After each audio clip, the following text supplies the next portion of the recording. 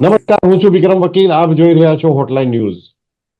સિરિયાના પ્રમુખે અસદે દેશ છોડીને ભાગી જવું પડ્યું છે. એક વાત એવી પણ આવી કે એનું વિમાન તોડી પાડવામાં આવ્યું હતું, પણ એ વાત ખોટી નીકળી છે અને અસદ હવે રશિયામાં મોસ્કો પહોંચીને ત્યાં એને રશિયાએ આશરો આપ્યો છે પુતિને. સિરિયામાં ઘણા વર્ષોથી લગભગ ગૃહયુદ્ધ જેવી સ્થિતિ નહીં, પણ ગૃહયુદ્ધ એક પક્ષ બે પક્ષની સાથ સાથ અલગ અલગ પક્ષો એટલે પોલિટિકલ પાર્ટીઓ નહીં પણ ઇન્ટરેસ્ટેડ પાર્ટીઓ, શું હા, અને એ ઇન્ટરેસ્ટેડ? લડી રહ્યા હતા. ઇવન આ અસદ જેની એ સત્તામાં હતા એ પણ આતંકવાદી જેવા જ હતા. એટલે લગભગ બધા જ આતંકવાદી જ ભેગા થયા હતા. શિયા સુન્નીની વચ્ચે પણ ચાલતું હતું. એને મુખ્ય તો આ શિયાએ ઉભા કરેલા બધા આતંકવાદી છે. આ બાબતે આજે આપણી સાથે વાત કરશે હિમાંશુભાઈ ભટ્ટ. હિમાંશુભાઈ, આપનું સ્વાગત છે. હિમાંશુભાઈ, આ નમસ્કાર. સિરિયામાં જે થયું છે એકદમ સરળ રીતે ટૂંકમાં આપણા દર્શકોને કહો તમે. ઓકે, સરળ રીતે વાત કરીએ તો સિરિયા એક એવો દેશ છે જ્યાં આગળ પ્રજા અને રાજા બેમાં અંતર છે. એટલે કે એવું કે પાકિસ્તાન આપણે જોઈએ તો સુન્ની પ્રજા છે, શાસકો પણ જનરલી સુન્ની જ હોય છે. ઈરાન જોઈએ તો શિયા છે, ત્યાંના આયતોલા શિયા છે.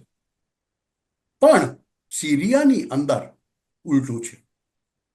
સુન્ની પ્રજા છે, 10% શિયાપંથીઓ છે અને શિયાપંથીઓમાં આ અસદ આવે છે. અસદનું કુટુંબ જેવી રીતે આપણે અહીંયા નહેરુ ગાંધી કુટુંબે 50 વર્ષ રાજ કર્યું, તેમ છેલ્લા 50 વર્ષથી અસદ કુટુંબ ત્યાં રાજ કરતું આવ્યું છે.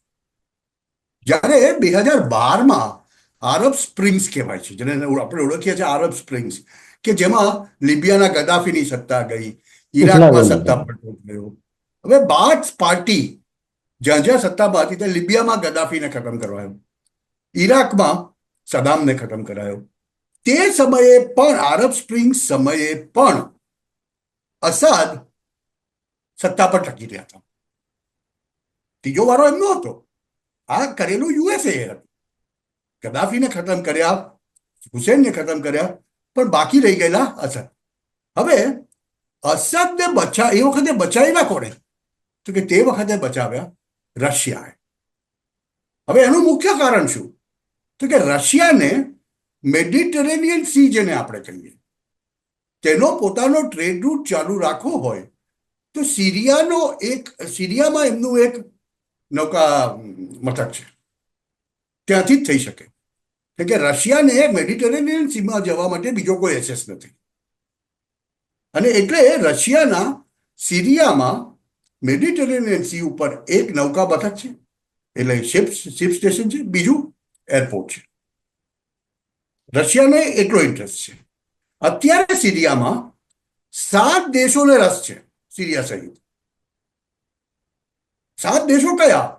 તો કે પહેલું ઇઝરાયલ, બીજું લેબનોન અને હિઝબુલ્લા, ત્રીજું સિરિયા તો ખરું જ, ચોથું ઈરાન, કેમ કે ઈરાન સિરિયા દ્વારા હિઝબુલ્લાને શસ્ત્રો મોકલાવે છે જમીનની રસ્તે, એટલે ઈરાન. પાંચમું સિરિયાની બીજી તરફ બોર્ડર જેની લાગે તે તુર્કી, છઠ્ઠું રશિયા અને સાતમું મેં કહ્યું એમ ઈરાન. હવે એક તરફ રશિયા અને ઈરાન છે જે અસદની સત્તાને ટકાવી રાખે, બીજી તરફ અમેરિકા, યુએસએ અને ઇઝરાયલ છે, જેણે સિરિયામાં બાકી રહેલો 2012માં આરબ સ્પ્રિંગ્સમાં જે એમનું રિજીમ ચેન્જનો એજન્ડા હતો, એ બાકી રહેલો તે એજન્ડા અત્યારે યુએસએનું ડીપ સ્ટેટે પૂરો કર્યો, જેવી રીતે બાંગ્લાદેશમાં કર્યો. નહીં, આમ બરાબર છે. તો હિમાંશુભાઈ, પણ આ મૂળ વાત એ છે કે સિરિયાની અંદર જે લડી રહેલી અલગ અલગ જે ઇન્ટરેસ્ટેડ પાર્ટીઝ છે એ કોણ છે?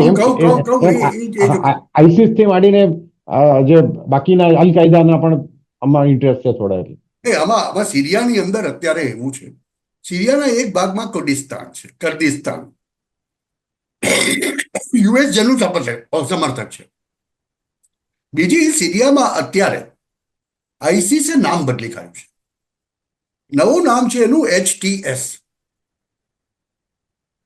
HTS નામની સંસ્થા, જેને આઈસીસ જ કહી શકે નવા સ્વરૂપમાં અસ્તિત્વમાં આવેલા આઈસીસના બળવાખોરો હુમલો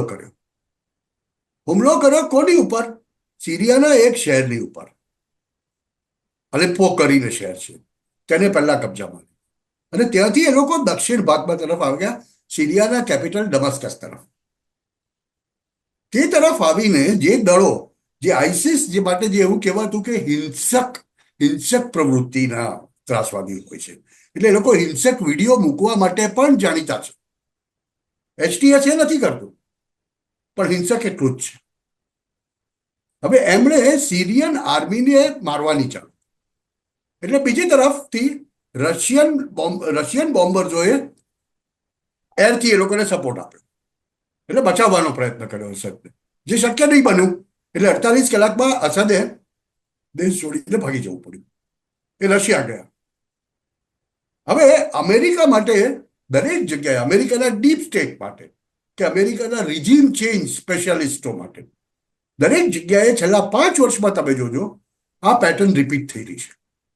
એટલે એમ કે રિજીમ ચેન્જ તો કરી નાખે, પણ પછી ત્યાં આગળ એ લોકો કશું કરી શકતા નથી. અત્યારે યુએસએની હાલત એક્ઝેક્ટલી બાંગ્લાદેશ જેવી ત્યાં પણ થઈ રહી છે કે રિજીમ ચેન્જ કરીને મોહમ્મદ યુનુસને બાંગ્લાદેશમાં તો બેસાડ્યો.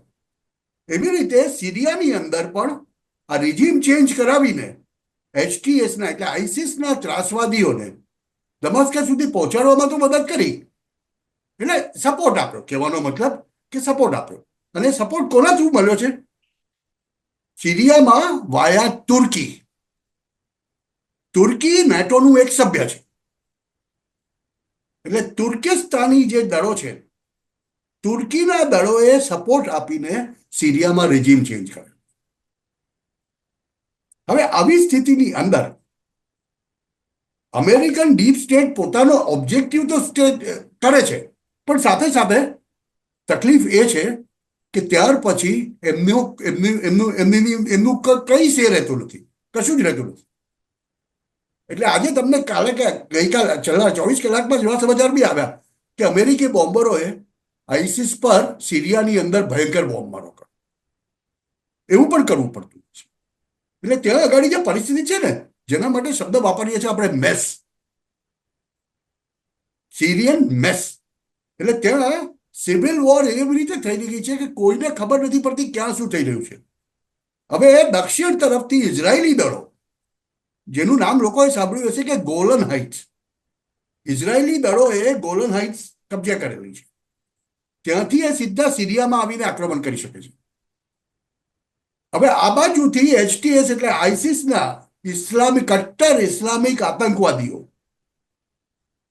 છેક ઇઝરાયલના દરવાજા સુધી પહોંચી જવાના. જો એક બાજુ હિઝબુલ્લા સાથેનો યુદ્ધમાં યુદ્ધ વિરામ કરાવ્યો અમેરિકાએ 60 દિવસનો, અને બીજી બાજુ મોરચો ખોલી આપ્યો આઈસિસ માટે. એટલે એ ત્યાં જે સ્થિતિ છે ને આજની તારીખમાં, એમાં કોણ કોને મારે છે ઘણીવાર એના સાચા સમાચાર જ બહાર નથી આવતા.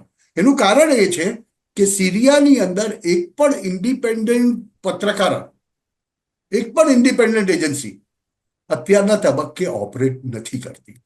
જે પણ સમાચાર આવે છે તે થોડું ઘણું જે સાઉથમાંથી આઈડીએફ વાળાનું આવે છે, ઇઝરાયેલી ડિફેન્સ ફોર્સીસ વાળાનું, પેલી બાજુ તુર્કીનું આવે છે, તે બધું એવું. એટલે અત્યારે સિરિયાની અંદર આમ કહેવાય છે કે દમાસ્કસમાં અસદ ચાલી ગયા છે, એના પ્રાઇમ મિનિસ્ટર ત્યાં બેઠો છે જલાલી, તે એમ કહે છે કે ચાલો હવે હું તો બેઠો જ છું, તમારી શું માંગ છે મારી સાથે વાત કરો, અને હું રિબેલ્સને સાથ આપીશ. હવે આ રિબેલ્સ કયા? એટલે એચટીએસ વાળા રિબેલ. રશિયા ચૂપચાપ શાંતિથી બેઠું છે. પોતાનો જે બે નાનકડો એરિયા છે સિરિયાની અંદર, કે જ્યાં આગળ રશિયન દળો છે, કે મેં કહ્યું તેમ કે એરફોર્સ અને એટલે લિમિટેડ માત્રામાં એરફોર્સ અને લિમિટેડ માત્રામાં એ લોકોની નેવી છે. ત્યાં આગળ નેવીના માણસો, એ પોતાનો એરિયા, જ્યાં સુધી એ લોકોની ઉપર એટેક નહીં જાય ત્યાં સુધી રશિયન શાંતિથી બેસશે. ઈરાન માટે તકલીફો છે. આ બાજુ યુએસને ખબર નથી પડતી. ડોનાલ્ડ ટ્રમ્પે ચોખ્ખા શબ્દોમાં ગઈકાલે એ કરી દીધું, જાહેરાત કરી દીધી કે અમારી લડાઈ નથી. હા, એ કહ્યું ટ્રમ્પે, બરાબર છે. ટ્રમ્પે ચોખ્ખું કહી દીધું કે અમારી લડાઈ નથી, અમે નહીં લડીએ. એટલે યુએસએ ભવિષ્યમાં કોઈ જે નહીં કરે. અત્યારે યુએસના બેસીસ છે ત્યાં, અને સિરિયામાં યુએસ સિરિયામાં તો સિરિયામાં હમણાંની જે પરિસ્થિતિ એ તમે બરાબર કહો છો એ પ્રમાણેની છે, પણ આ તો વર્ષોથી સિરિયામાં એ ગૃહ યુદ્ધ ચાલુ જ રહ્યું છે અને કેટલા એટલે લાખો 14 માણસો, વર્ષથી ચાલે છે સાહેબ, આજે 14 વર્ષ. લાખો માણસો મરી ગયા છે. અરે સિરિયાનામાંથી જે કોઈ રડ્યો ખડ્યો પત્રકાર જાય છે અમેરિકાથી કે બીજા કોઈ દેશમાંથી, ત્યારે એ જે વિડીયો મોકલે છે તે મોટે ભાગના મકાનો ખંડેર જેવા બની ગયા છે. આપણે ધરતીકંપ પછી કચ્છમાં જેવા મકાનોની હાલત હતી, અડધા સિરિયાની એ હાલત છે. એટલે સાહેબ સૌથી મોટી તકલીફ ક્યાં છે ખબર છે સિરિયાની સાથે? હમ, આજે આઈસિસ અને HTS અને અલ કાયદા આ બધું જ ત્યાંથી આવે છે સાહેબ. ગ્રુપ તો એક આવે અને જાય. અલ કાયદાનો ઓસામા બિન લાદેન તો એક આવે અને મરી જાય, જવાહરી એક આવે ને મરી જાય, પણ એ જે આઈડિયોલોજી હોય ને એ આઈડિયોલોજી ખાલી જીવ્યા કરે છે. અને એના કારણે આજે તમે જોશો સિરિયામાં છેલ્લા 14 વર્ષથી ગૃહ યુદ્ધ ચાલે છે, સિવિલ વોર, આંતરિક, કે એવું લાગે કે 6 મહિના રિબેલ્સે કબજો કરી લીધો, 6 મહિના પછી પાછા સિરિયન દળો પાછા આવે. અને તમે વિચાર કરો સાહેબ, એક તમે ચલો ઉદાહરણ લો કે કેરલા સ્ટોરી. આપણા દેશના કેરલામાંથી જ્યાં સિરિયા સુધી જવા માટે આઈસિસની આઈડિયોલોજીને કારણે પ્રેરિત થયેલા યુવાનો સિરિયા જતા હતા.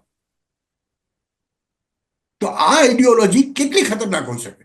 બાંગ્લાદેશમાં હિન્દુઓની સામે પ્રતાડના કરવા માટે જ્યારે બહુમતી મુસ્લિમોના જમાયતે ઉલેમાના જમાયતે ઇસ્લામીના ટોળા બહાર નીકળે છે, ત્યારે એ લોકો કયા ફ્લેગ લઈને નીકળે છે? બાંગ્લાદેશી ફ્લેગ હોય છે?